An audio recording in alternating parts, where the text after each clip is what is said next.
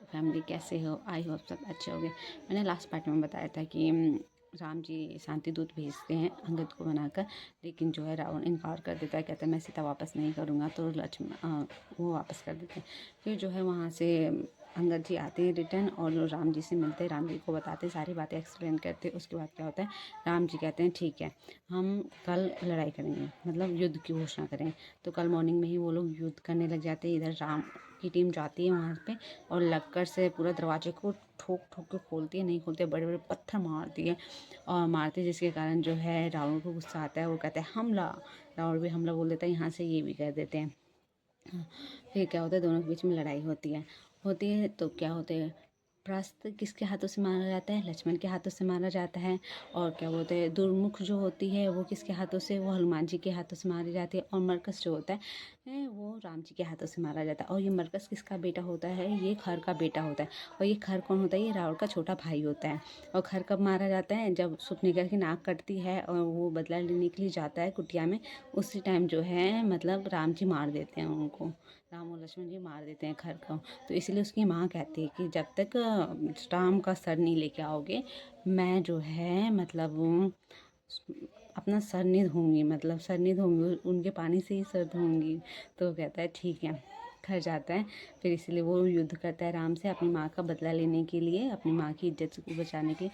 वो फिर जाता है घर, लड़ाई करता है राम जी से और वो जो है मारा जाता है राम के हाथों। राम जी कहते हैं कि इनकी जो अर्थी है रिस्पेक्टफुली जो है इनके घर मतलब भेज दिया जाए इज्जत से सहित। तो उड़ा के रावण के पास भेज दिया। रावण फिर लाश को देख के वो मतलब बहुत घबरा जाता है।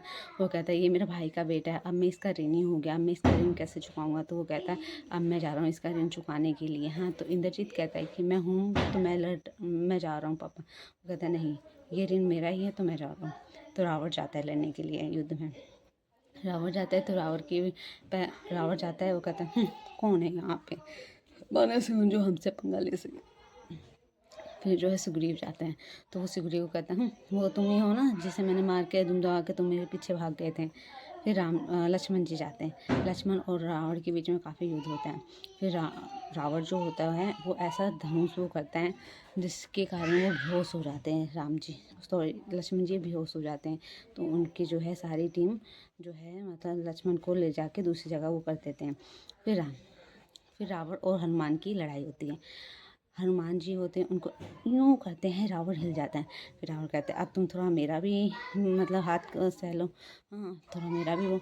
तो रावण वो करता है, हनुमान जी गिर जाते हैं। हनुमान जी और हनुमान जी और रावण के बीच में जैसी लड़ाई होती है, जब तक राम जी पहुँच जाते हैं। राम जी कहते हैं तुम इनसे क्यों लड़ रहे हो, मेरे से लड़ो तुम। हाँ, तो राम और जो है रावण के बीच में लड़ाई होती है।